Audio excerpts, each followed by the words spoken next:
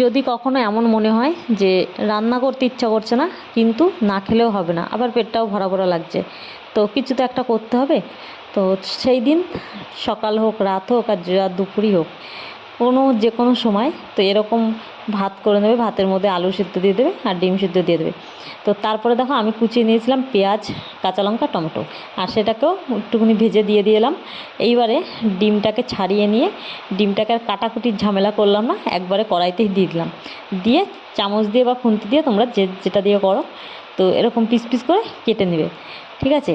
তো কেটে নিয়ে যখন কাটা হয়ে যাবে একটুখানি নুন দিয়ে দেবে, ভাজা ভাজা হয়ে গেল। তো এবারে আলুগুলোকে দিয়ে দেবে ওর মধ্যে। আলুগুলো দিয়ে এখন চামচ বা খুন্তি দিয়ে এইরকম ঘেঁটে নেবে। তো অনেক সময় কি হাতে মাখতে ভালো লাগে না, যে ঠিক আছে এখন হাতে লাগাবো না, তো এরকম যদি হয় তো তখন তোমরা এরকম করে নেবে। তো দেখো কত সুন্দর একটা রান্না কমপ্লিট হয়ে গেল। আর ভাত আর আলুর চোখা বলে অনেকে, বা এটা ডিম দেওয়া রয়েছে, আলুর চোখা বলবো কি জানি না কী নাম হয়, তবে খেতে কিন্তু বেশ দারুণ হয়েছে। দেখতে যেমন দারুণ হয়েছে, খেতে তেমন দারুণ হয়েছে।